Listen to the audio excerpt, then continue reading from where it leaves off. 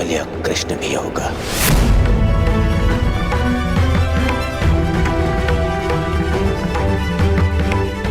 जो सदा मेरे सामने कठिनाइयां उत्पन्न करता रहता है।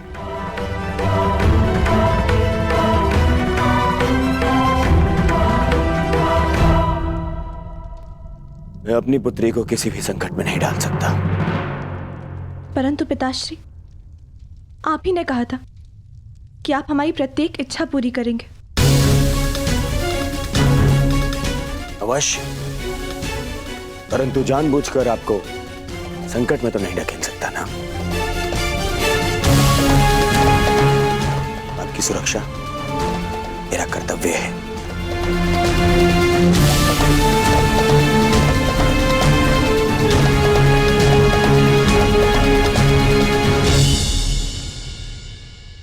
क्या मैं आपसे कुछ पूछ सकती हूँ पिताश्री?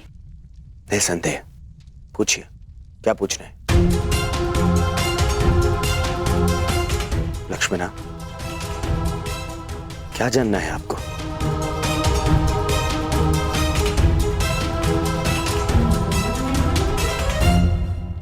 कुछ नहीं, फिर कभी पिताश्री।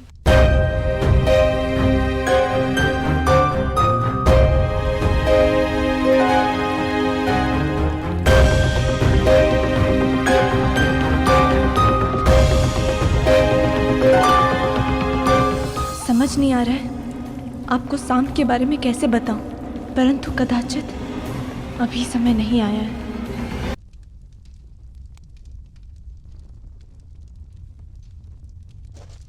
क्या हुआ? आप दोनों इतना विचलित क्यों हैं? कुछ नहीं पुत्र, सब ठीक है।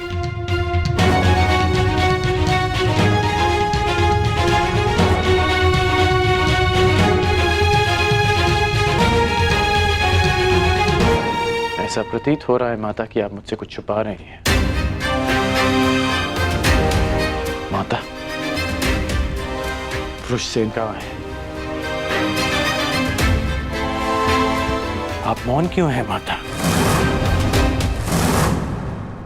सुप्रिया, हमारा पुत्र कहाँ है, बताओ।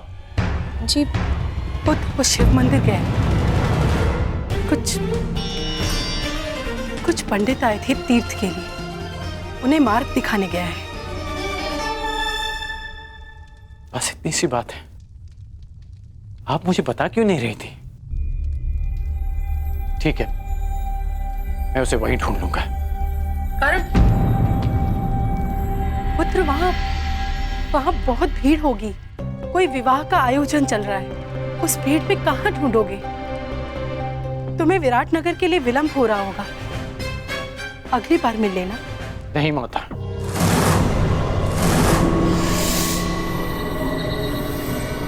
मैं इसी बार उससे मिलूंगा। मैं शिव मंदिर जा रहा हूं माता।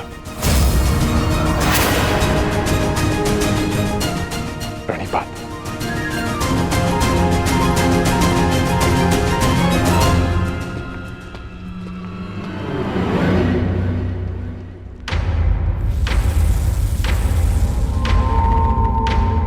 आवश्यकता पड़ने पर आप और आपकी सेना हस्तिनापुर की सहायता अवश्य करेंगे। स्वीकार है। वासुदेव, हमें बलराम ने समर्थन देने का वचन दिया था, और तुमने उन पांडवों को समर्थन देके सब कुछ बिखेर दिया। वासुदेव, कैसे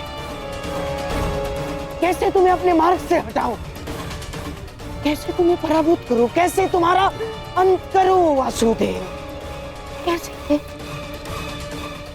कैसे करो?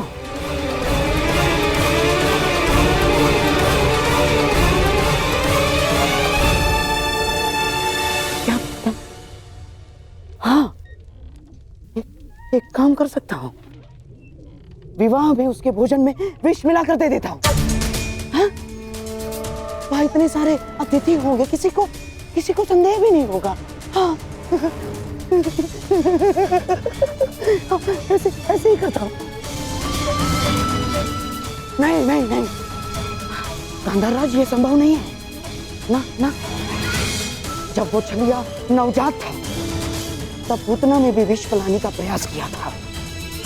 जब पूतना से कुछ नहीं हो पाया तो मैं कैसे? ना, कुछ और करना होगा गांधाराज। सोचो सोचो सोचो। दासी, इधर आओ।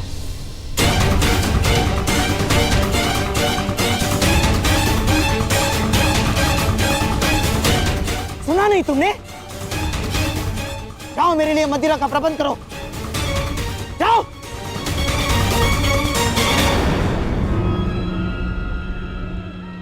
अब मैं ध्यान लगाकर सोच पाऊंगा, अब मेरा मस्तिष्क चलेगा। अभी तक यहीं खड़े हो तुम? सुना नहीं तुमने? जाओ मेरे लिए मदिरा लेकर आओ, जाओ।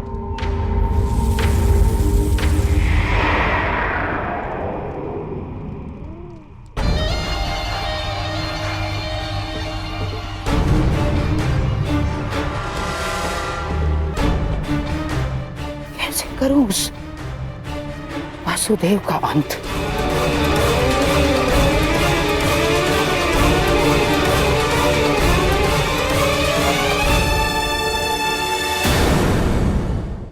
मदिरा।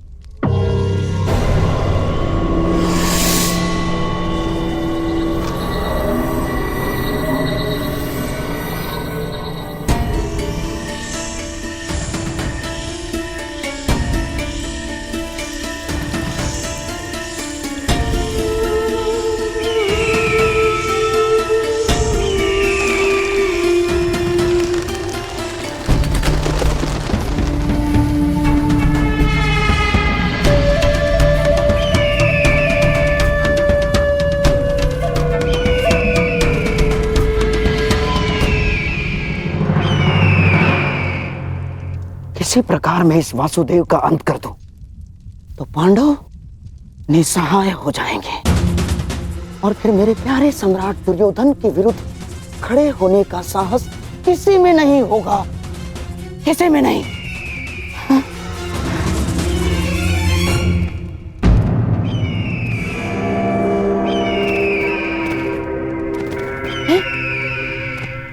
ये तो कोई संदेश है। कौन भेज रहा है और किसे?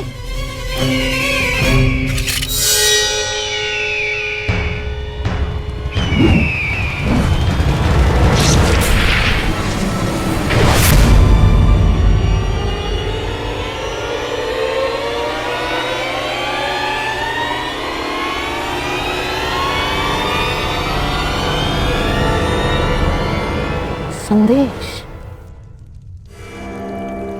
केवल आपकी लक्ष्मण।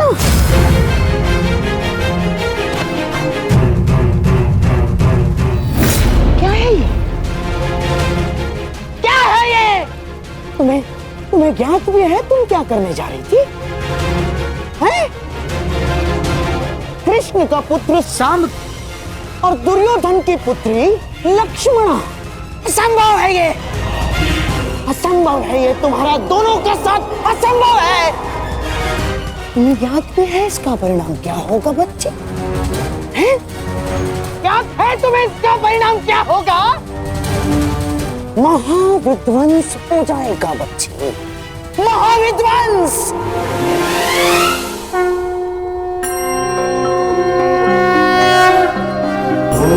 त्र्यंबकं यजामहे सुगंधिं पुष्टिवर्धनम्। महोदय जी, यहाँ तो विवाह का आयोजन था ना, क्या वो समाप्त हो गया? कैसा विवाह भद्र?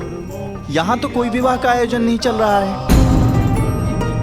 कदाचित आप भिन्न स्थान पर आ गए हैं। अर्थात माता और सुप्रिया मुझसे झूठ कह रहे थे, परंतु क्यों?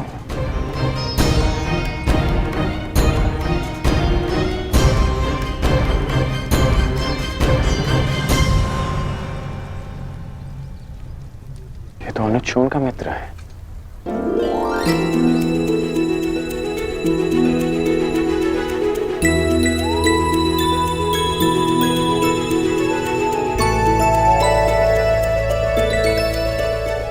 बहुत वर्षों बाद तुमसे भेंट हुई।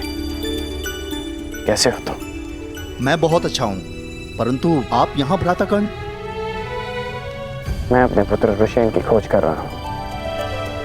मुझे किसी ने बताया था कि वो इस मंदिर में किसी के विवाह में सम्मिलित होने आया है। वो आपको यहाँ नहीं मिलेगा भ्राताकर्ण। वो सदा अपने प्रिय स्थल पर होता है। प्रिय स्थल? वृषसेन! कहाँ हो वृषसेन? पुत्र कहाँ हो तुम? वृषसेन!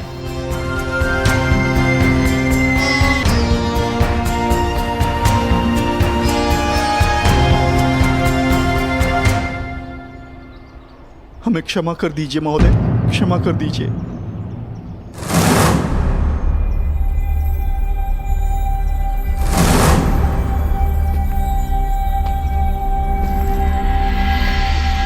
ऐसा करने से पहले तुम्हें इसके परिणाम को सोच लेना चाहिए था।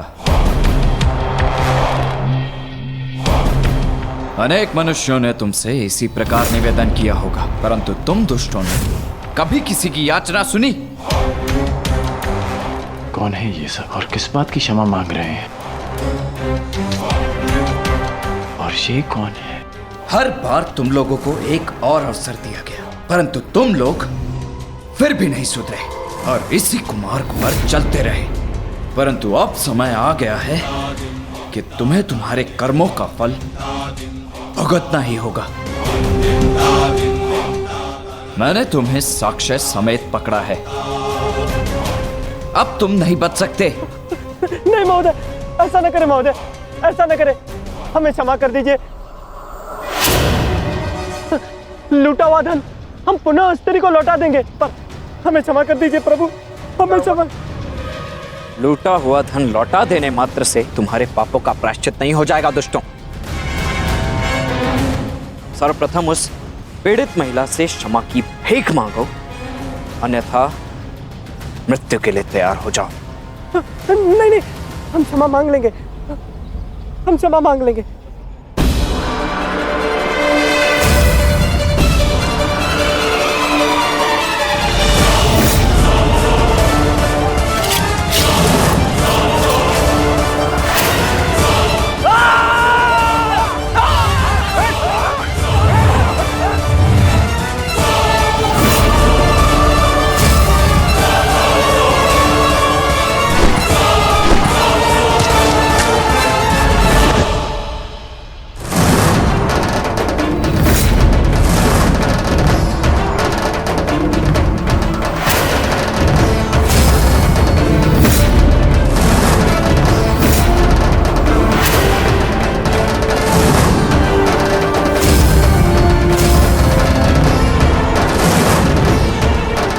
वृषसेन,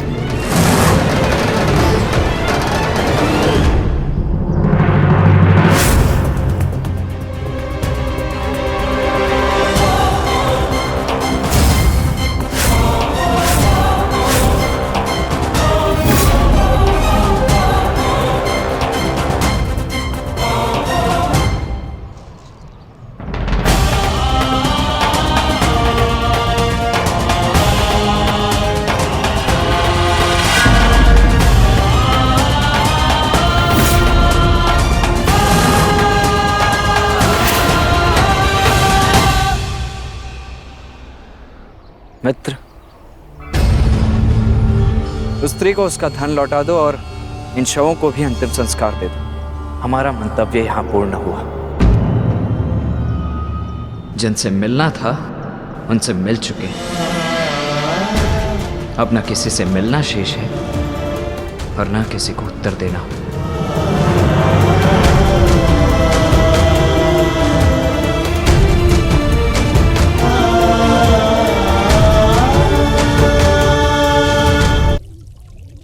कब से चल रहा है ये प्रकरण? और कब से अपने परिवार के साथ विश्वासघात कर रही हो तुम?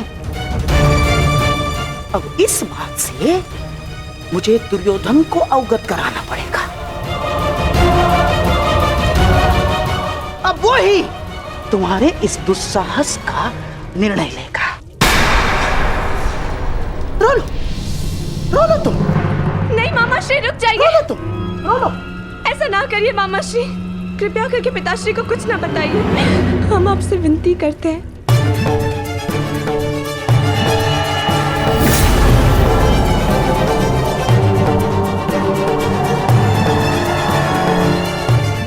हमें क्षमा कर दीजिए मामा श्री, आपका भरोसा तोड़ने के लिए हम क्षमा चाहते हैं।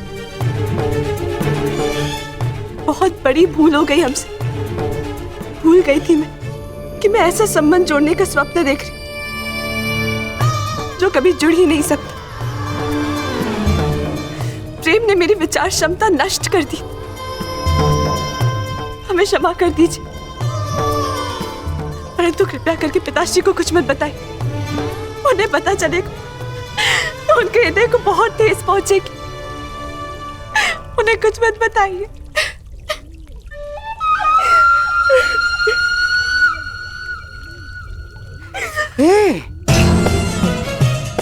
अच्छी ना, तुम आओ। क्या बैठो। रोने लगे। लक्ष्मणा, देखो, मुझे क्रोध तो आया था मुझे क्रोध, परंतु तुम्हारे अश्रुओं ने मुझसे कह दिया कि तुम सांब से अत्याधिक प्रेम करती हो। हाँ, ठीक है। अब मुझे ही कोई मार्ग ढूंढना पड़ेगा इससे बाहर निकलने का।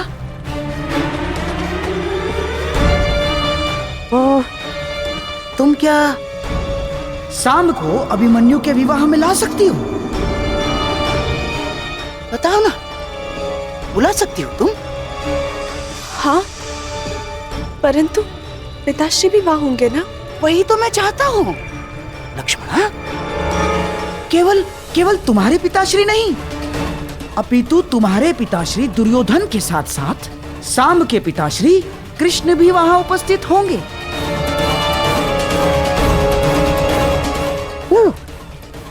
अर्थात तुम्हारे विवाह के विषय में कुछ प्रस्ताव उपस्थित करने के लिए दोनों के पिताश्री वहां होना आवश्यक है कि नहीं?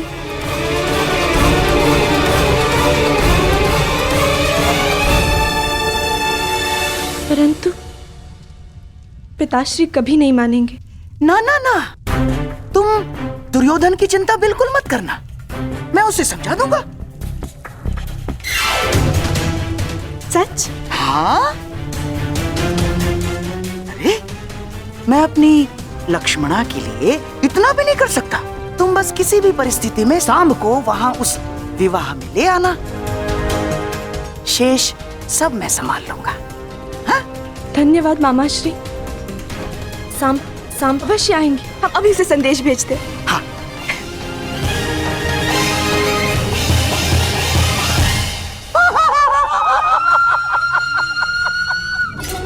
चलिए कृष्ण, अब आएगा आनंद।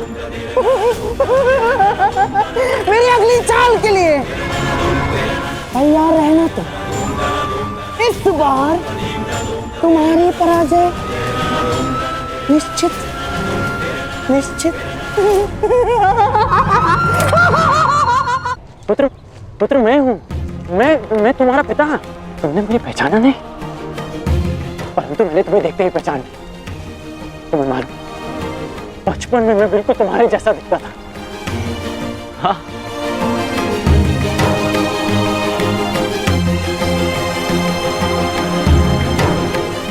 वही मुख, वही शरीर, जैसे मेरा ही प्रतिबिंब हो।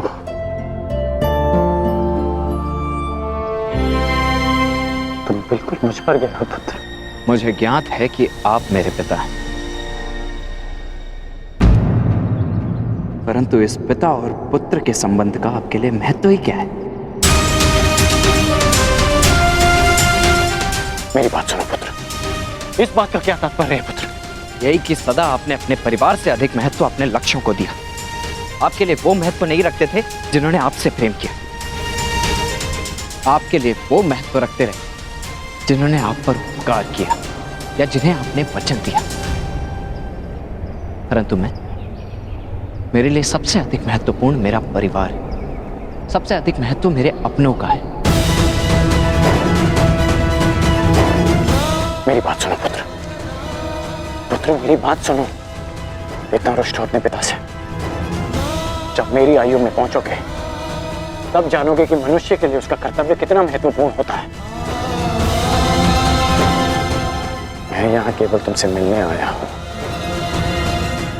अपना मुख मत फेरो मुझसे। इतने वर्षों पश्चात मैं तुमसे मिल रहा हूं और तुम्हें लगता है इस अवसर का कोई महत्व नहीं मेरे लिए। रुस्तम, क्या हो गया तुम्हें? तुम मेरी बात सुन क्यों नहीं रहे हो? मुझे तुमसे ये आशा नहीं थी। तो और क्या आशा थी मुझसे मेरे पूज्य पिताश्री कि कैसा व्यवहार करूंगा?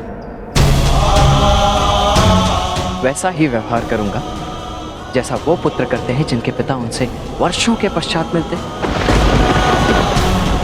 आपका स्वागत करूंगा, आपको आलिंगनबद्ध करके अश्रु बहाऊंगा। आपने कभी सोचा कि वर्षों के पश्चात जब आप अपने परिवार के पास लौटोगे तो सब आपकी व्याकुलता से प्रतीक्षा कर रहे होंगे? कदाचित शेष ने ऐसा किया, परंतु मैं भिन्न हूं। आपकी भांति मैं अपने परिवार को उनके हाल पर नहीं छोड़ सकता। मेरे लिए सबसे अधिक महत्व मेरे परिवार का है। मेरे लिए भी। परंतु मेरे लिए मेरा धर्म, मेरा कर्म, मेरा कर्तव्य भी उतना ही महत्वपूर्ण है।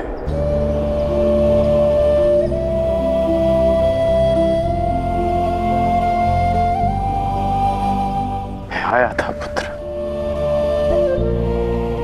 परंतु मैं तुमसे मिल नहीं पाया। वो हस्तिनापुर की ओर से दिग्विजय के लिए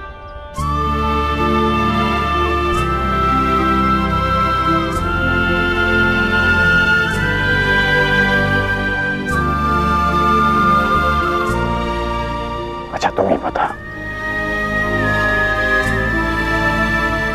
यदि मनुष्य केवल अपने लिए जिएगा, अपने ही सुख के बारे में सोचेगा, तो क्या हमारी आने वाली पीढ़ी का धर्म से विश्वास नहीं उठ जाएगा?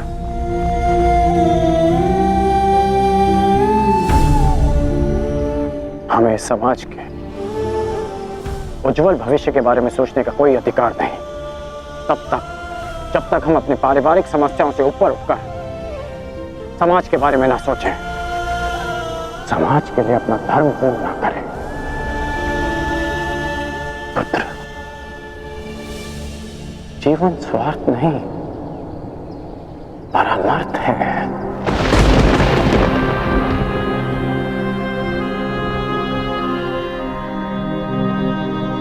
मैंने जो कुछ भी किया उसका मुझे कोई पश्चाताप नहीं, कोई ग्लानि नहीं, क्योंकि मैं स्वयं के लिए नहीं समाज के लिए जिया हूं, लोगों के हित के लिए लड़ा हूं।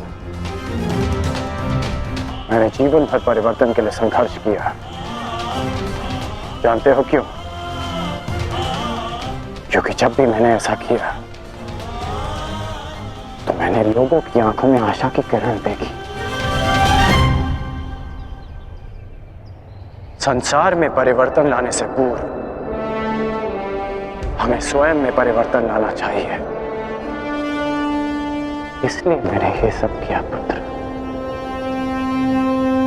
और यदि मैं ऐसा नहीं करता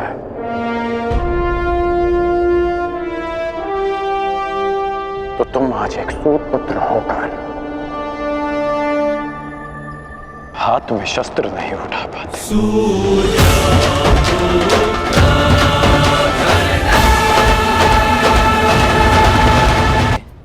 तो एक पति धर्म भी होता है, एक पुत्र धर्म भी होता है। यदि कर्तव्य की बात करते हैं ना, तो अपने परिवार और पुत्र के लिए भी मनुष्य का कर्तव्य होता है। और यदि समाज की बात करते हैं तो ये मत भूलिए कि समाज परिवारों से मिलकर बनता है। आप जिसे परमार्थ कह रहे हैं वो आपका परम स्वार्थ है, और कदाचित मेरा स्वार्थ मेरा परमार्थ। आप अपना धर्म निभाइए और मैं अपने संबंध निभाता हूं।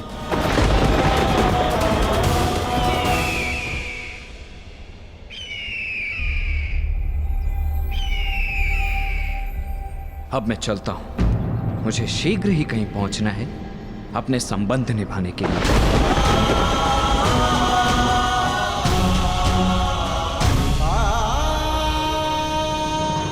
नहीं मामाश्री, मैं कह चुका हूं, लक्ष्मणा विराटनगर नहीं जाएगी, बस। अपनी शत्रुता के कारण अपनी बच्ची का मन तोड़ना कहाँ का न्याय है दुर्योधन? हमारी बच्ची लक्ष्मणा को हमारे साथ ले जाना उचित होगा दुर्योधन। अरे कदाचित आप भूल रहे हैं मामाश्री कि विराटनगर हमारा मित्र नहीं शत्रु राज्य है। कोई अनहोनी हो गई तो, युद्ध छिड़ गया तो। मैं कुछ नहीं भूला हूं दुर्योधन,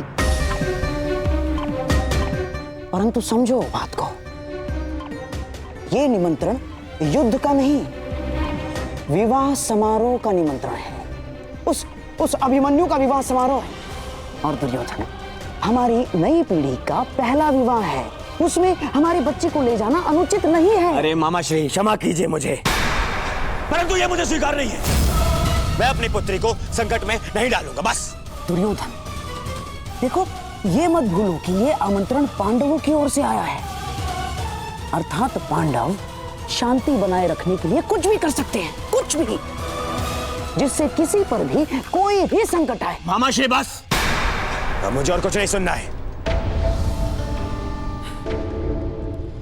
ठीक है, जैसा तुम उचित समझो। रुकिए मामाश्री, क्या चल रहा है आपके मस्तिष्क में?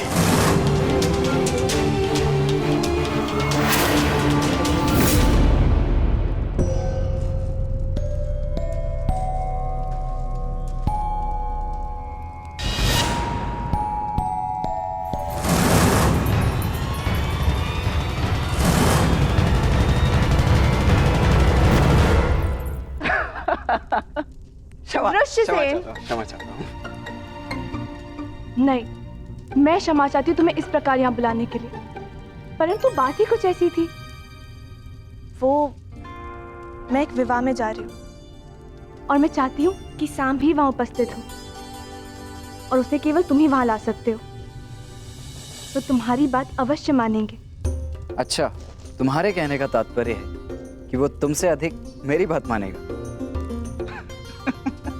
वृषसेन, ये परिहास का समय नहीं है, मेरी जान पर लगी है। अब मैं स्वयं जाके तो उन्हें वहां से आने को नहीं बोल सकती ना, क्योंकि मैं जानती हूँ कि वो नहीं आएंगे, परंतु इस बार उनका वहां आना अति आवश्यक है। और तुम मेरे मित्र होके ऐसे उपहास कर रहे हो। अरे अरे, ठीक है, यदि इतना ही आवश्यक है तो मैं स्वयं जाकर कुमार साम को लेकर उपस्थित हो जाऊंगा। कहाँ है विवाह? विराटनगर में। वहां तो कुमार अभिमन्यु के विवाह का आयोजन चल रहा है ना, अर्थात तुम उस विवाह में। प्रश्न ये नहीं है कि लक्ष्मणा विराटनगर जाए या ना जाए, प्रश्न ये है कि आप उसे वहां ले जाने का हट क्यों कर रहे हैं? क्यों मामाश्री? ऐसा कुछ नहीं है दुर्योधन।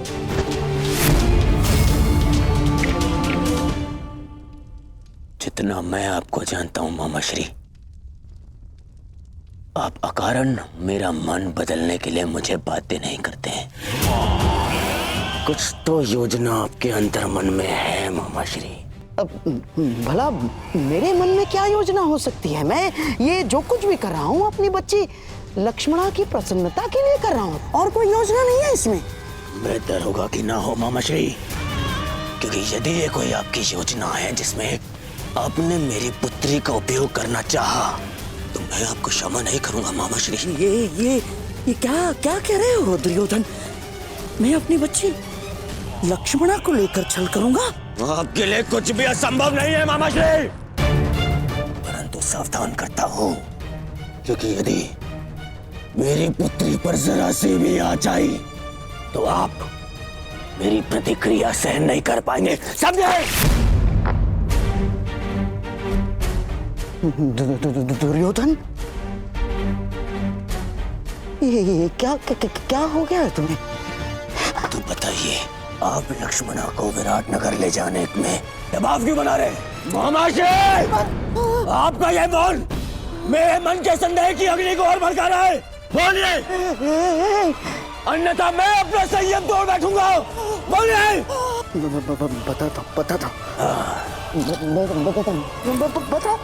बताता हूँ। भूल जाओ लक्ष्मणा, ये संभव नहीं। तुम अपना ये संदेश किसी और के हाथों पहुंचा दो, मैं ये नहीं कर सकता। परंतु क्यों? लक्ष्मणा, वहां कौरव और पांडव सभी उपस्थित होंगे और मैं नहीं चाहता कि तुम्हारा सामना तुम्हारे पिता से हो, यही ना? वृषसेन, मैं जानती हूँ कि तुम और सांब अपने पिता के समक्ष नहीं जाना चाहते, परंतु ये मेरे और सांब के जीवन का प्रश्न है। मित्र हो ना, सहायता नहीं करोगे? वृषसेन, मैं तुमसे विनती करती हूँ, केवल एक बार उनसे बात तो करके देखो। वहाँ कुछ ऐसा होने वाला है जो हमारे जीवन को एक नई दिशा देगा। ठीक है, मैं उससे बात करने का प्रयास करूंगा, परंतु वो मानेगा या नहीं ये मैं नहीं कह सकता। तुम प्रयास तो करके देखो, सब ठीक होगा। मुझे अपने मित्र पे पूरा भरोसा है। लक्ष्मणा के विषय में क्या कहना है आपको? लक्ष्मणा के विषय में नहीं, लक्ष्मणा के विवाह के विषय में। लक्ष्मणा का विवाह? हाँ दुर्योधन, अब तुम मेरी बात ध्यान से सुनना दुर्योधन। अब मैं तुम्हें बताता हूँ कि मेरे मस्तिष्क में क्या चल रहा है। हाँ।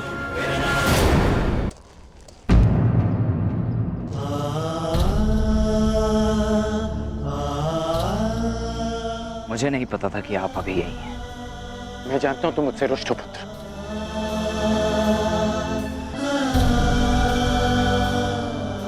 अब समझ में आ रहा है मुझे कि माता और सुप्रिया मुझे तुमसे मिलने से क्यों रोक रही थी।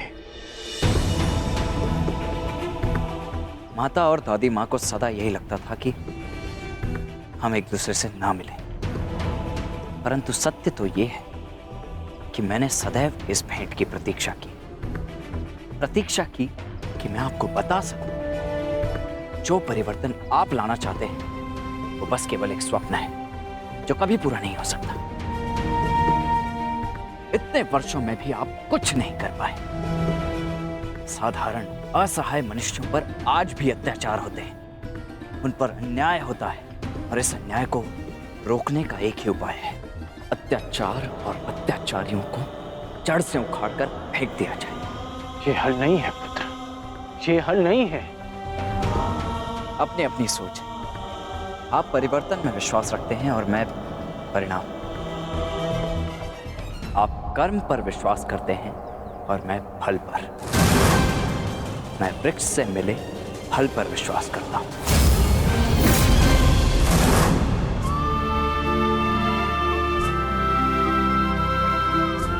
मैं जानता हूं कि तुम्हारे भीतर मेरे लिए बहुत कड़वाहट होगी,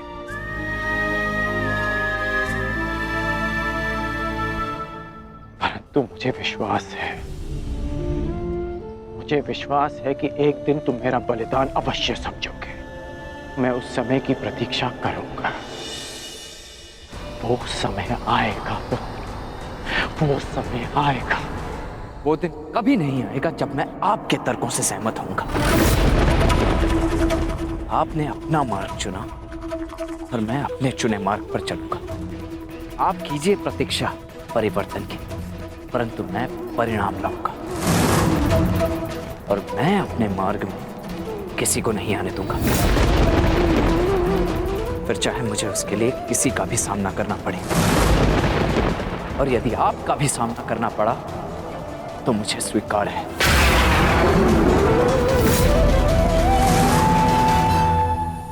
आपने अपना तर्क सामने रख दिया और मैंने अपना पक्ष आपको समझा दिया। अब ये अंतिम अवसर है जब हम मिल रहे हैं। ईश्वर से प्रार्थना है कि अब जब कभी भी हम एक दूसरे के सामने आए तो एक दूसरे के विपक्ष में ना हो, क्योंकि यदि ऐसा हुआ तो हम दोनों में से कोई एक ही जीवित बचेगा।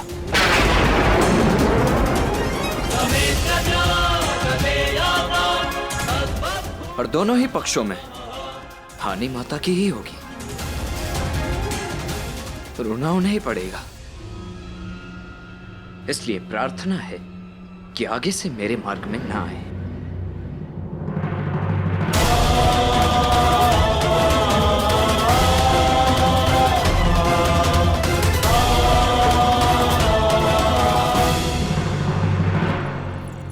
ये सुंदर है।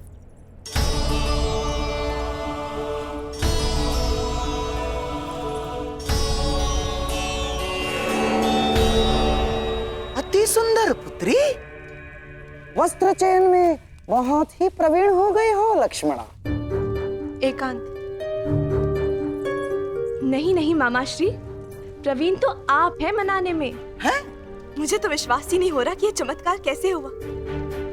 पिताश्री को कैसे मनाया? विश्वास के कारण, क्योंकि शकुनी हमेशा अपने दिए वचन पूर्ण करता है।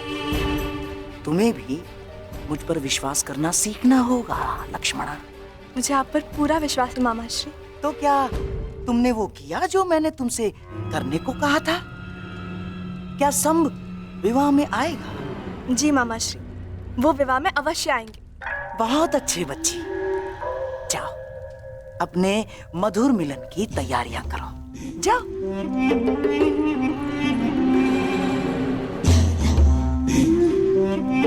और मैं कृष्ण की पहली बार पराजय की कड़वी मुद्रा देखने की तैयारी करता हूं। मैं नहीं जानता कि तुम भविष्य देख पा रहे हो या नहीं, परंतु मैं तुम्हें हारता हुआ अवश्य देख पा रहा हूं। अवश्य।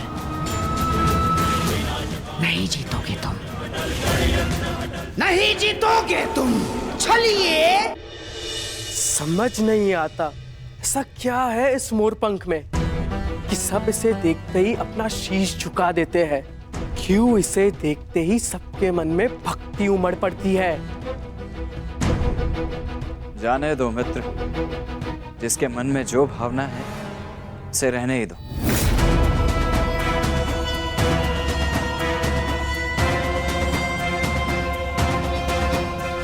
परंतु मुझे ये भक्ति नहीं लगती,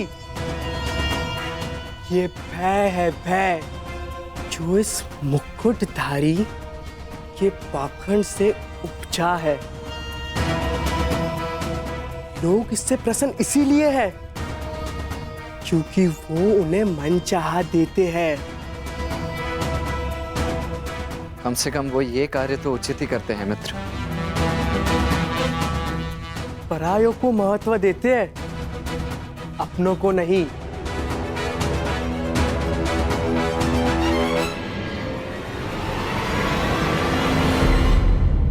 परंतु हम अपनों की बात करें मित्र। तो क्या निर्णय लिया तुमने? विराटनगर आ रहे हो ना? तुमने सुना नहीं? मैं वहां नहीं जाऊंगा जहां मेरे पिता महान श्री कृष्ण वासुदेव हो। मुझे समझाने में तुम अपना समय व्यर्थ कर रहे हो मित्र। मैं तो स्वयं तुम्हें वहां जाने से रोकने आया हूं मित्र, क्योंकि वहां जाना समय को व्यर्थ करना ही है, अनावश्यक है। वो अभिमन्यु तुम्हें एक आंख नहीं भाती, तो तुम उसके विवाह में जाओगे क्यों? हाँ, वो माना कि लक्ष्मणा वहां आ रही है, परंतु उससे क्या अंतर पड़ता है?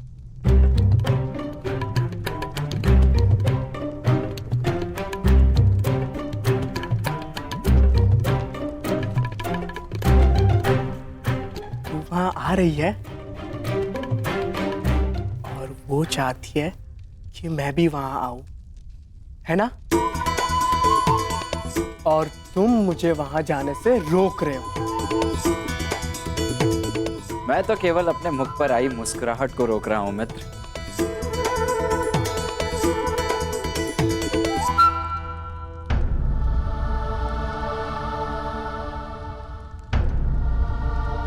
काकाश्री, प्रणिपात। प्रणिपात। तो हम कल प्रातः यहाँ से प्रस्थान करेंगे ना? परंतु अभी सूर्योदय होने में तो समय शेष है, फिर इस समय आप यहाँ? मैं जांच रहा था कि सुरक्षा प्रबंध पर्याप्त है या नहीं, क्योंकि हस्तिनापुर की राजकुमारी पहली बार जो हमारे साथ जा रही है। काकाश्री, आप अंगराज हैं, अंगरक्षक नहीं। आपको ये सब करने की आवश्यकता नहीं। मैं ये सब इसलिए करता हूँ क्योंकि ये युवराज और आपकी सुरक्षा के लिए आवश्यक है। मेरे लिए मेरा वहां जाना आवश्यक नहीं है, परंतु किसी और के लिए मेरा वहां उपस्थित होना आवश्यक है। मेरी बात मानो मित्र, मत जाओ वहां, भूलो मत, तुम्हारे पिता भी उपस्थित होंगे वहां पर। तुम्हारी मंत्रणा उचित है मित्र, परंतु हाँ, लक्ष्मणा भी होगी और उसकी इच्छा है कि मैं भी वहां पहुंचूं। इस बार भी उनकी इच्छा नहीं थी कि मैं उनके साथ विराटनगर चलूं, क्योंकि उन्हें आपकी चिंता है। हर पिता के लिए अपनी पुत्री की रक्षा सबसे बड़ी प्राथमिकता होती है। देखो पुत्री, उनके वहां बहुत शत्रु हैं, इसलिए आपको वहां ले जाना सुरक्षित नहीं है। परंतु हम विवाह में जा रहे हैं ना काकाश्री, युद्ध करने तो नहीं। शत्रु शत्रु होता है, कब युद्ध छेड़ दे कोई नहीं जानता, और एक पिता का सबसे बड़ा कर्तव्य अपनी संतान की सुरक्षा होती है।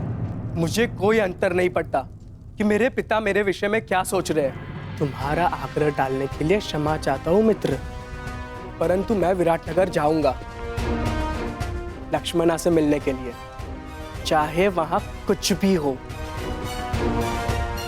निश्चिंत होकर जाओ मित्र, यदि वहां कुछ होगा भी तो तुम्हारी रक्षा के लिए मैं वहां उपस्थित रहूंगा। चाहे जो हो राजकुमारी, स्मरण रखिएगा कि मैं आपकी रक्षा के लिए सदैव वहां उपस्थित रहूंगा।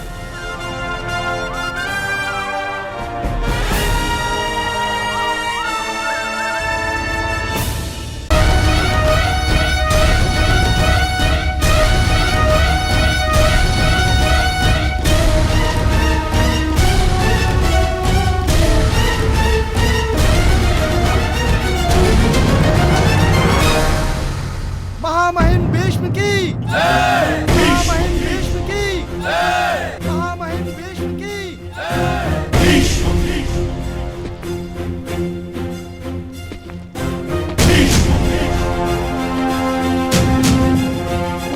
आप यहाँ पधारे, हम धन्य हुए पितामह। प्रणिपात। आयुष्मान भव।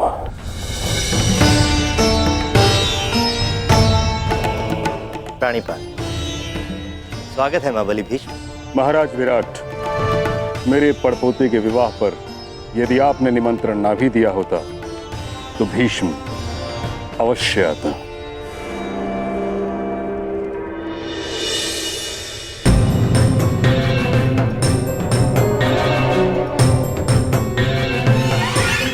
आइए महाबली भीष्म।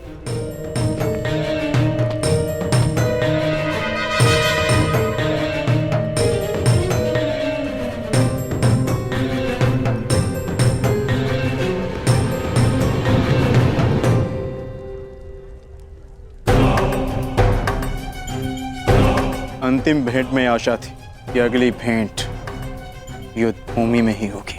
मेरी भी आशा टूट गई अर्जुन। वैसे पुत्र के विवाह की बधाई हो। स्वागत है। धन्यवाद।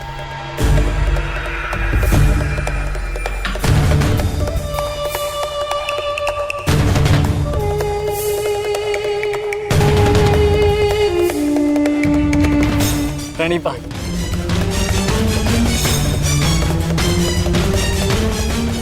विग्रह मामाश्री, किस बात ये पितामह इन पांडवों से घुल मिल रहे हैं? कोई जाए उन्हें बताए, समझाए उन्हें कि कुछ ही समय पश्चात यही पांडव युद्ध में हमारे विरुद्ध खड़े होंगे। शांत रहो दुर्योधन। मुख मुद्रा सुंदर नहीं बना सकते तो कम से कम सुंदर शब्दों का प्रयोग तो करो। और ये मत भूलो कि हम यहाँ केवल अभिमन्यु के विवाह के लिए नहीं आए।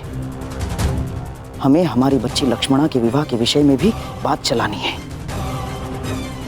और एक कर्तव्यनिष्ठ पिता की भांति व्यवहार करना सीखो और ये बचपना छोड़ो।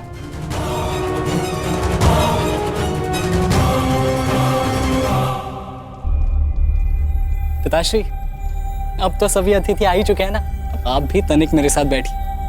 मुझे आपको कितना कुछ बताना। 13 वर्षों पश्चात आपसे मिलना और इतना समय भी नहीं मिला कि आपको बता सकूं कि मैंने क्या क्या सीखा।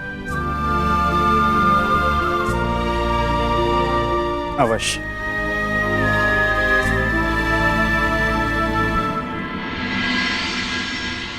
जिनसे मिलना था उनसे मिल चुके हैं। अब न किसी से मिलना शेष है और न किसी को उत्तर देना।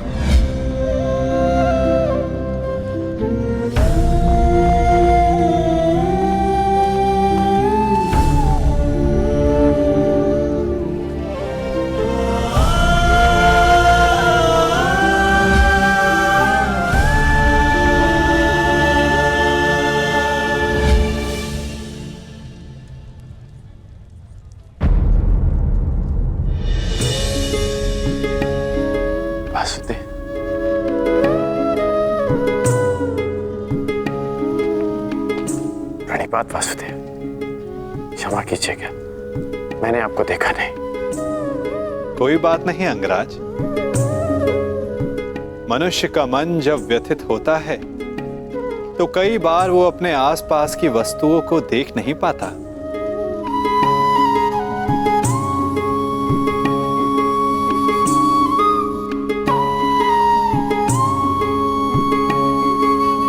मैं व्यथित हूं,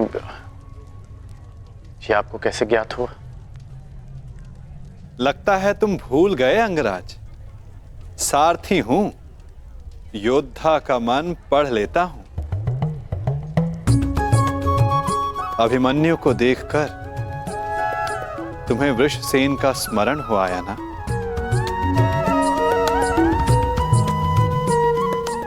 ना कहूंगा तो असत्य होगा। पिता पुत्र का संबंध बड़ा विचित्र होता है। दोनों जन्म से जुड़े होते हैं, साथ होते हैं, परंतु कई बार साथ आने में बड़ा समय लग जाता है। अपने संतान के उज्जवल और स्वतंत्र भविष्य के लिए एक पिता अपने पुत्र से दूर रहता है, परंतु उस दूरी को समाप्त करने में उसे ही वर्षों लग जाते हैं। परंतु मुझे तो भय है कि कहीं अधिक विलंब ना हो जाए। ये तो समय ही बताएगा अंगराज।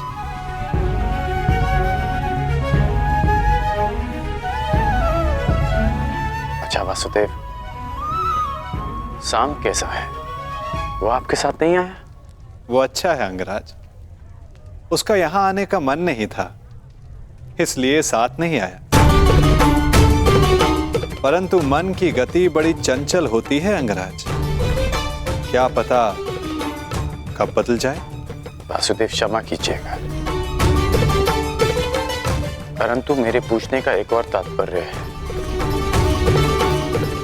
आपका आपके पुत्र से संबंध कैसा है? मैंने कहा ना अंगराज, पिता पुत्र का संबंध बड़ा विचित्र होता है। मेरी दशा तुमसे भिन्न नहीं है और मैं भी प्रारब्ध नहीं बदल सकता।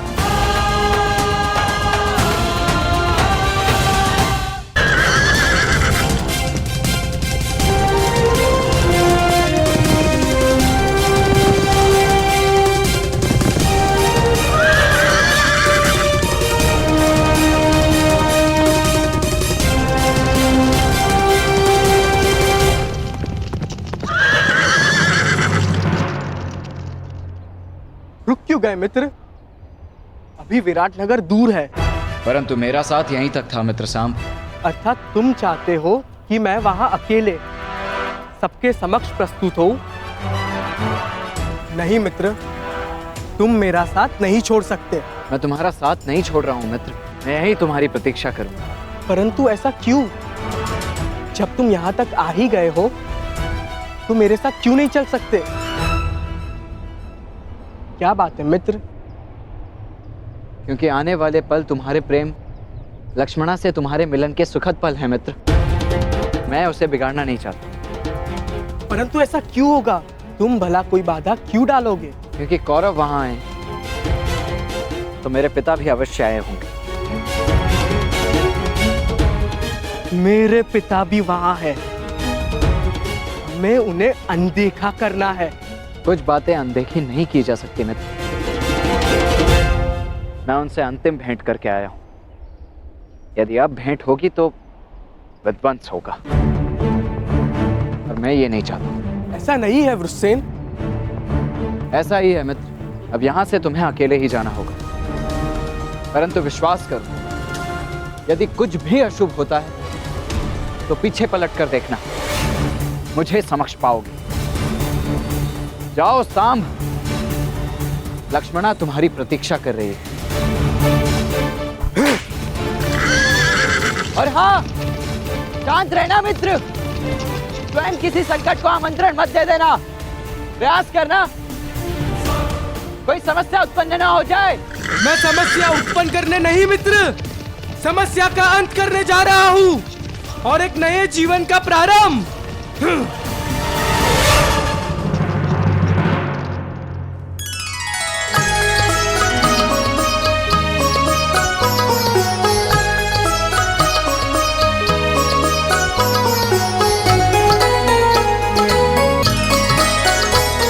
आपके लिए वो महत्व रखते रहे जिन्होंने आप पर उपकार किया या जिन्हें आपने वचन दिया, परंतु मेरे लिए सबसे अधिक महत्वपूर्ण मेरा परिवार है। आपने कभी सोचा है कि वर्षों के पश्चात जब आप अपने परिवार के पास लौटोगे तो सब आपकी व्याकुलता से प्रतीक्षा कर रहे हो, परंतु मैं भिन्न हूं। आपकी भांति मैं अपने परिवार को उनके हाल पर नहीं छोड़ सकता।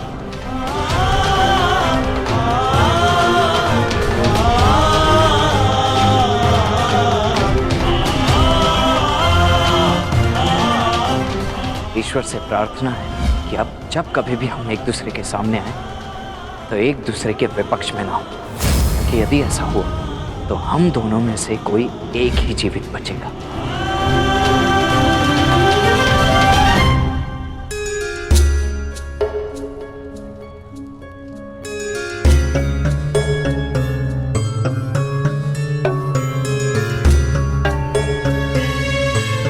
तुम्हारे मन की व्याकुलता में समझ सकता हूँ लक्ष्मणा, परंतु किसी की प्रतीक्षा में द्वार पर इतनी देर भी दृष्टि नहीं रखनी चाहिए कि सबकी दृष्टि तुम पर पड़ जाए।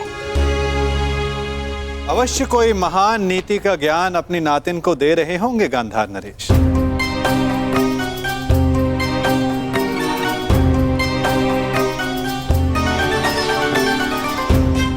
प्रणिपात। तुम्हारी मनोकामना पूर्ण हो पुत्री। प्रणिपात करने का एक लाभ ये होता है कि आशीर्वाद स्वतः मिल जाता है ना गांधार नरेश? वैसे ये बताइए, आपको उत्सव का प्रबंध कैसा लगा? अति उत्तम वासुदेव, आप ही की कृपा है बस। मेरी कृपा? उत्सव विराट राज का है और आप प्रशंसा मेरी कर रहे हैं। और किसकी करूं वासुदेव? आप जहां जाते हैं वहां सब कुछ आप ही के मन से तो चलता है। भिक्षुक पांडवों को ऐसा राज संबंध दिलाना, हारे हुए योद्धाओं को फिर से स्फूर्ति दिलाना, ये आपके अतिरिक्त कौन संभव कर सकता है वासुदेव? भला आप ही बताइए, कौन सोच सकता है कि जो कौरव विराट नगर की ईंट से ईंट बजा देने का स्वप्न लिए बैठे थे, वो विराट नगर का आतिथ्य स्वीकार करेंगे? ये योजना बना पाना, उसे सफल करना आप ही के तो बस में है वासुदेव। इसीलिए आप प्रशंसा के पात्र हैं।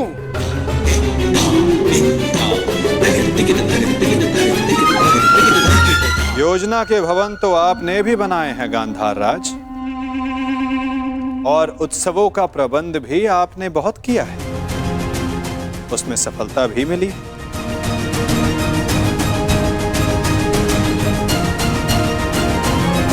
योजना के भवन तो आपने भी बनाए हैं गांधार राज, वो बात और है कि उसके लिए आपको प्रशंसा नहीं मिली। परंतु एक बात के लिए मैं आपकी प्रशंसा अवश्य करूंगा कि हस्तिनापुर के इतने महान दिग्गजों को यहां लाना कोई सरल कार्य नहीं है। युवराज दुर्योधन, महामहिम भीष्म जैसे दृढ़ पुरुषों को यहां लाना बड़ा कठिन कार्य है, जिसे आपने बड़ी सरलता से पूर्ण कर दिया। हस्तिनापुर को आप विराट नगर ले ही आए गांधार नरेश, भले ही उसके पीछे आपका कोई व्यक्तिगत कारण अवश्य रहा हो। मेरा क्या कारण होगा वासुदेव? क्या कारण होगा मेरा ना? अरे हाँ, मैं यहाँ सबसे मिला, परंतु आपका पुत्र सांब कहीं दिखाई नहीं दे रहा है। क्या वो आमंत्रित नहीं है यहाँ? जिसे आना हो उसे आमंत्रण की क्या आवश्यकता? और यदि आपको सांब की कमी अनुभव हो रही है तो तनिक उधर देखिए गांधार राज।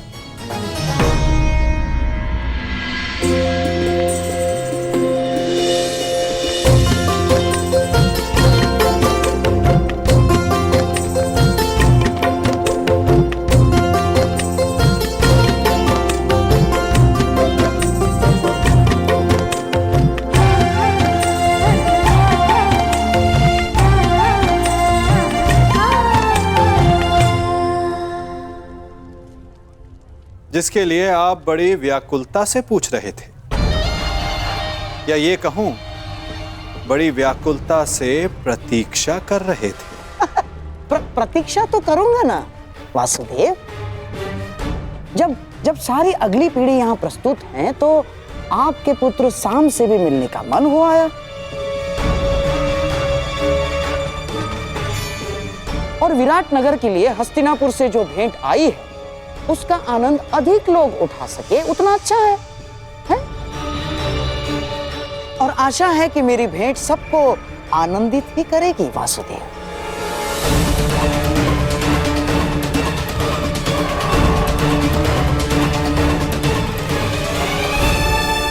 आज्ञा दीजिए वासुदेव, मैं उत्तरा से मिलके आती हूँ। जाओ।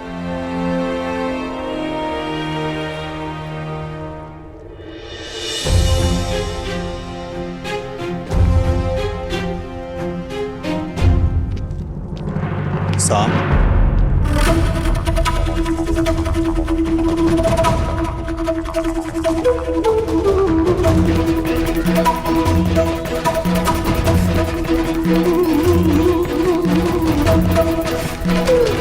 तुम वहां जहां मैं हूं? आश्चर्य हुआ तुम्हें देखकर। आश्चर्य नहीं, सौभाग्य है आपका पूजनीय पिताश्री। ये मत समझिएगा कि आपको लेकर मेरे विचार परिवर्तित हो गए। बात केवल इतनी है कि आज मेरा मन आनंद में था, बस उसे बांटने के लिए मैं अपने संबंधी के विवाह में चला आया। तुम उनमें से नहीं हो साम, जो केवल अपने मन के आनंद के लिए कुछ कर जाए। यदि तुम यहां आए हो तो अवश्य कोई छिपे हुए मंतव्य के साथ आए हो। पुत्र हो मेरे, इसे मेरी मंत्रणा समझो या चेतावनी, परंतु कुछ भी ऐसा मत करना जो अनिष्टकारी हो। वैसे पूरा भारतवर्ष एक महायुद्ध के ज्वालामुखी के मुख पर बैठा हुआ है। उस युद्ध को प्रारंभ करने का कलंक अपने सर पर मत ले लेना।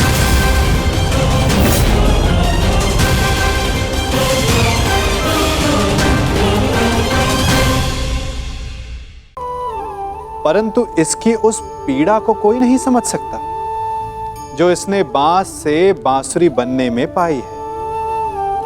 पीड़ा सहकर ही इसमें से सुर निकलते हैं जो मन को शांति देते हैं। इसी प्रकार पत्थर से प्रतिमा को देव रूप बनने में छेनी और हथौड़ी की मार सहनी पड़ती है, तभी उसकी पूजा होती है।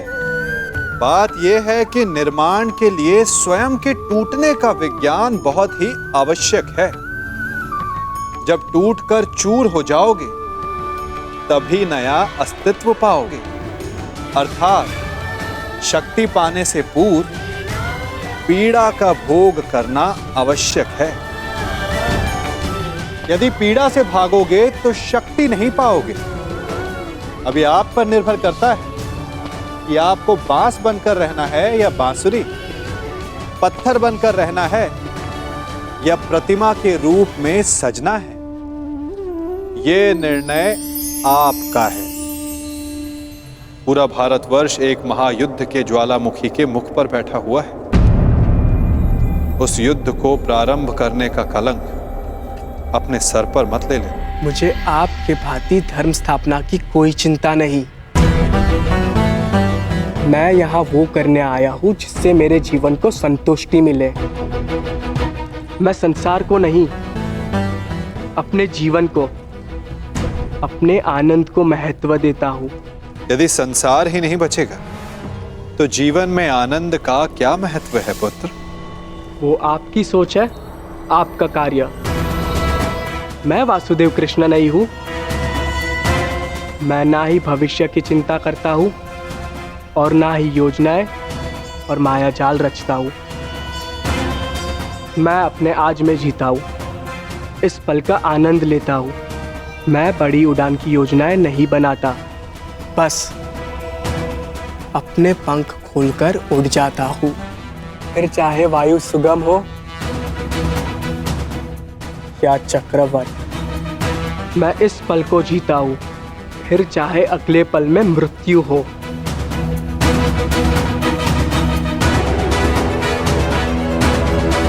तुम नहीं समझोगे साम, उड़ने से मृत्यु नहीं होती।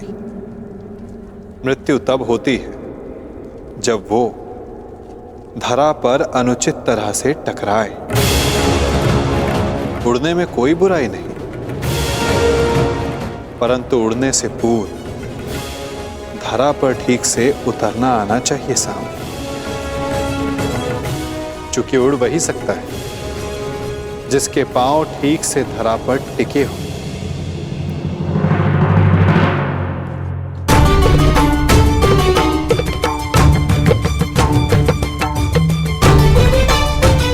भद्र, इस शुभ अवसर पर इन अस्त्रों का क्या काम? सज्ज रह रहा हूं। विवाह उत्सव है, युद्ध नहीं। मनुष्य का भाग्य और योद्धा का युद्ध कब ललकार दे किसे ज्ञान। इसीलिए तैयार रहना श्रेयस्कर है।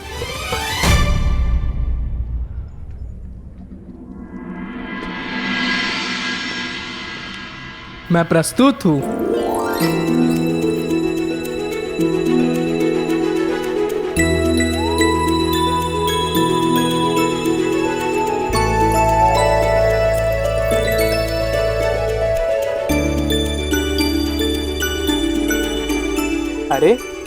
कि अश्रु क्यों?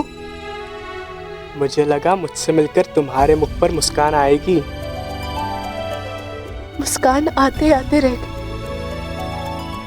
और भय से अश्रु निकलने लगे। मेरे रहते कैसा भय? अनिष्ट का भय। मुझे विश्वास ही नहीं हो रहा कि ये सब होने जा रहा है। आशा है कि आज कदाचित मेरे पिताश्री और तुम्हारे पिता के मध्य हमारी संबंध की बात हो, परंतु शुभ कार्य में अनिष्ट तो होते ही है ना। बस इसी भय से अश्रु निकल। कोई अनिष्ट नहीं आएगा लक्ष्मणा, और यदि आया तो उसे मेरे बाणों का सामना करना होगा।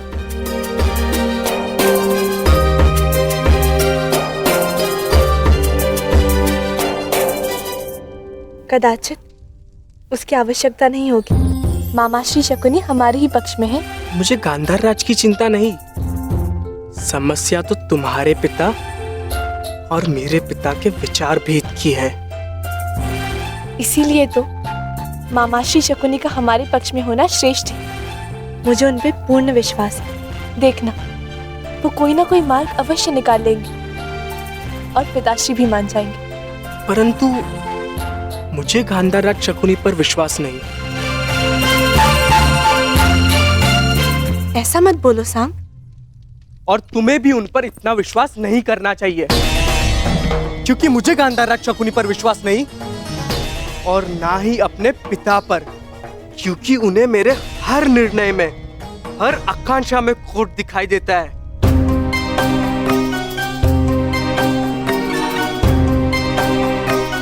सांग, तुम्हारे पिताश्री परम श्रद्धेय हैं, उनका सम्मान करो। अंततः उन्हीं की इच्छा पर हमारा संबंध निर्भर है। मेरा संबंध किससे होगा ये मेरी इच्छा पर निर्भर करता है लक्ष्मणा। चलो देखते हैं क्या छिपा है मेरे पिता के मन में।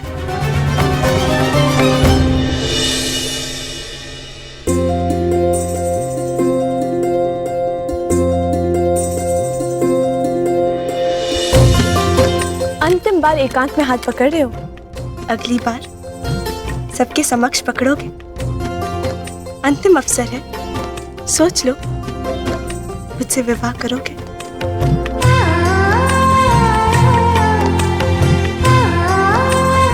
अवश्य। मेरे अतिरिक्त तुम्हारा हाथ कोई नहीं पकड़ पाएगा लक्ष्मणा।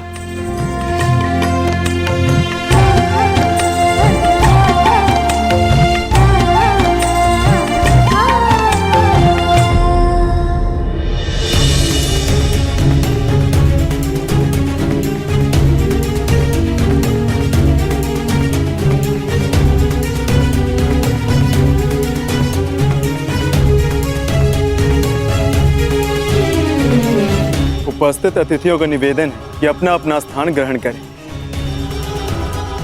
भोज का समय होने को। क्षमा चाहता हूं आप सबसे, क्षमा।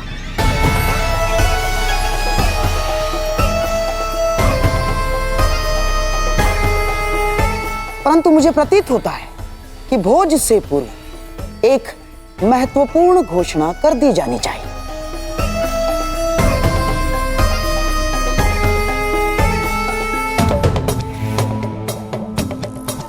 कैसी घोषणा गंधार नरेश? अब इसे घोषणा माने या प्रस्ताव? मैं शकुनी समस्त हस्तिनापुर की ओर से क्षमा का प्रस्ताव रखता हूं।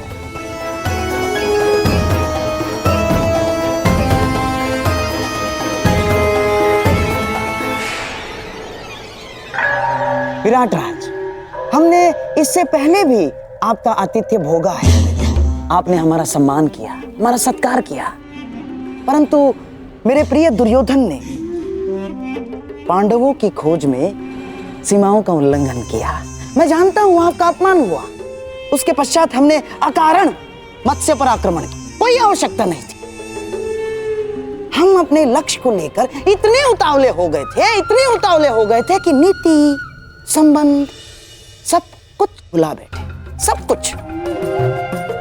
और इसीलिए मैं शकुनी युवराज दुर्योधन की ओर से और समस्त हस्तिनापुर की ओर से आपका क्षमा प्रार्थी हूं और आपका आभार भी व्यक्त करता हूं कि आपने फिर भी हमें अपनी पुत्री के विवाह में आमंत्रित किया और हमें सम्मानित किया। आभार।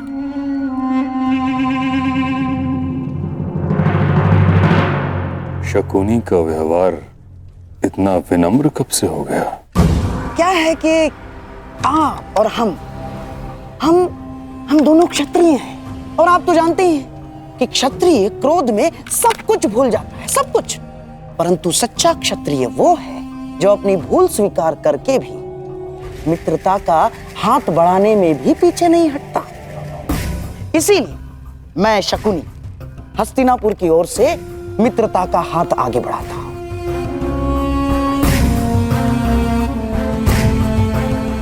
और इस मित्रता को बनाए रखने के लिए एक प्रस्ताव प्रस्तुत करता हूं।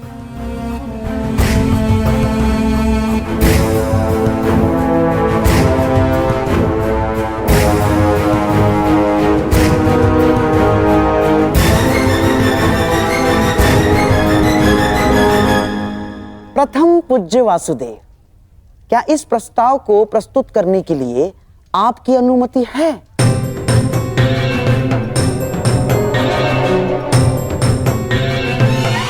मित्रता बैर से सदैव श्रेष्ठ होती है गांधार राज। लो, अब तो स्वयं वासुदेव कृष्ण की अनुमति है। तो मैं हस्तिनापुर की राजकुमारी युवराज दुर्योधन की पुत्री लक्ष्मणा का हाथ विराट कुमार उत्तर के हाथ में देने का प्रस्ताव रखता हूं।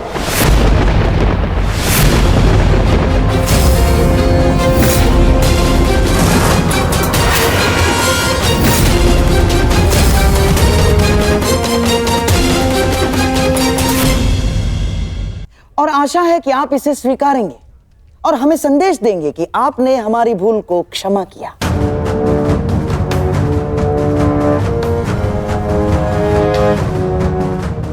अब विराट राज के साथ साथ आपसे भी आशा है कि आप भी इस संबंध की अनुमति देंगे।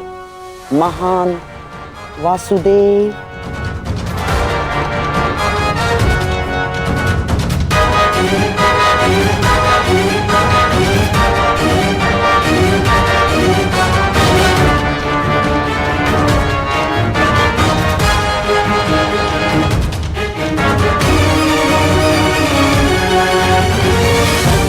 उत्तर का विवाह लक्ष्मणा के साथ? क्यों विराट राज, आपको हमारी मंशा पर संदेह है या हमारी पुत्री के गुणवती होने पर संदेह है आपको, या हस्तिनापुर पर संदेह कर रहे हैं आप? ऐसी बात नहीं है गंधा नरेश। तो परंतु पिछले दिनों विराटनगर और हस्तिनापुर के मध्य जो भी हुआ उसे देखते हुए भी आप उससे पिछले दिनों को स्मरण कीजिए विराट राज, जब विराटनगर और हस्तिनापुर में मित्रता हुआ करती थी। इस कीचक के वध के पश्चात जो कटुता बढ़ी है वो हमारी भूल थी विराट राज। उस भूल को सुधारने का प्रयास कर रहे हैं, उस मित्रता को बढ़ाने का प्रयास कर रहे हैं हम। आप समझ रहे हैं ना मैं क्या कह रहा हूं विराट राज?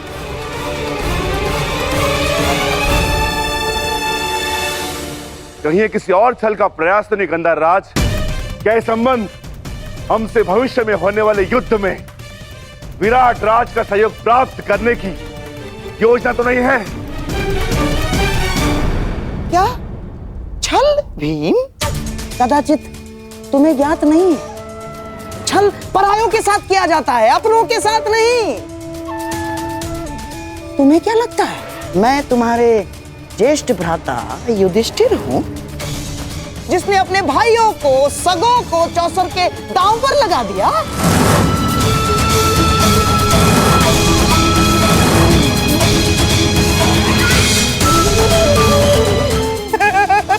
ना ना ना ना ना ना ना,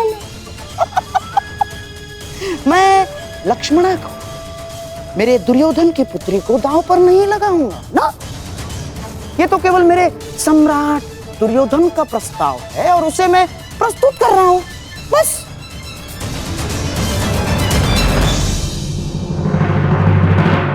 है ना दुर्योधन? मामाश्री ठीक कह रहे हैं।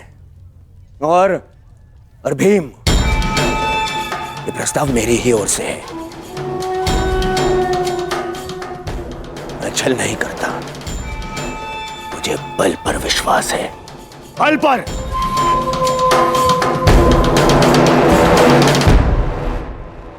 और हाँ भीम, राज परिवारों में विवाह संबंध होना कोई विचित्र बात नहीं है ना। और रही बात युद्ध में सहयोग की, तो राज परिवारों में विवाह संबंध होने का सबसे बड़ा कारण होता है शांति की स्थापना या तो युद्ध में सहयोग की आशा। हाँ, जब तक कोई प्रेम प्रसंग ना चल रहा हो।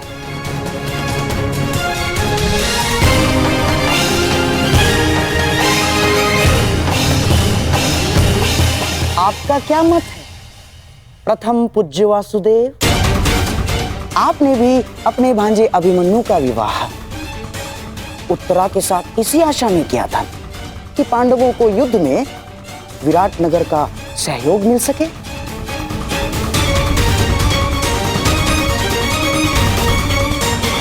बताइए, मैं कुछ असत्य कह रहा हूं वासुदेव? और इतने महत्वपूर्ण निर्णय लेने से पूर्व की गई भविष्य गणना आपसे अधिक कौन समझ सकता है वासुदेव?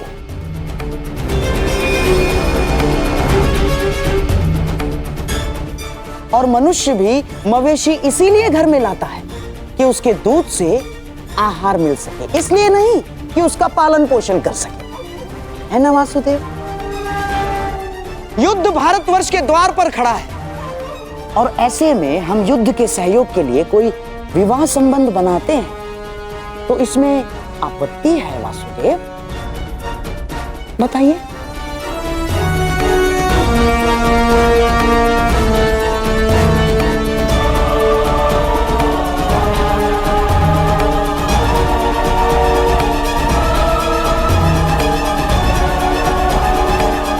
नहीं वासुदेव, इस संबंध के लिए हाँ मत कहिएगा। मैं गांधार नरेश के विचारों से पूर्णतः सहमत हूं।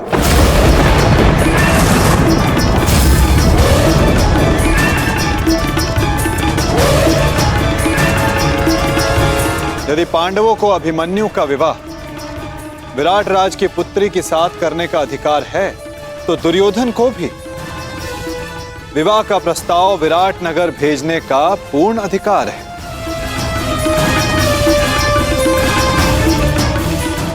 परंतु अब निर्णय विराट राज का है।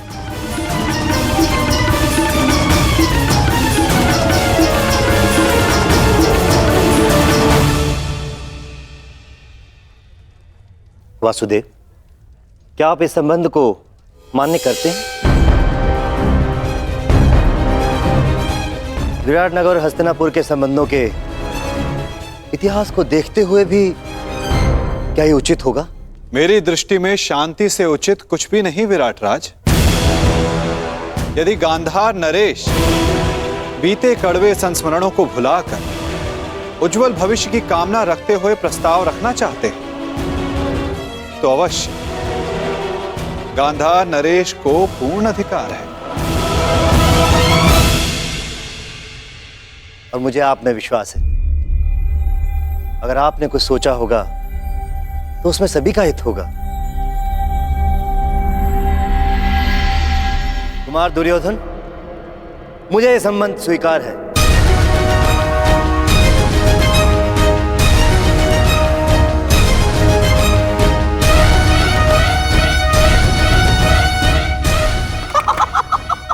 बधाई हो विराट राज।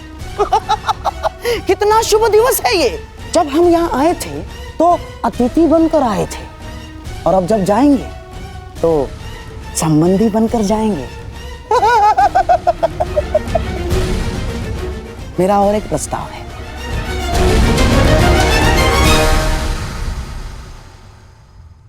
कैसा प्रस्ताव?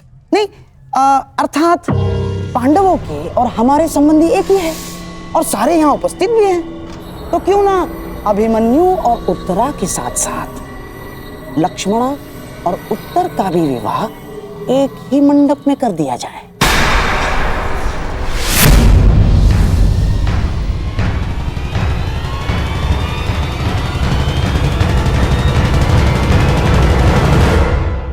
अति उत्तम विचार, स्वीकार है।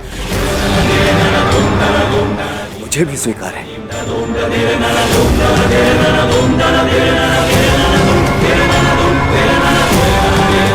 और मेरा भी निवेदन है कि सारे संबंधी गले मिलकर अपने कड़वे संस्मरणों को भूल जाए और फिर भोज आरंभ हो।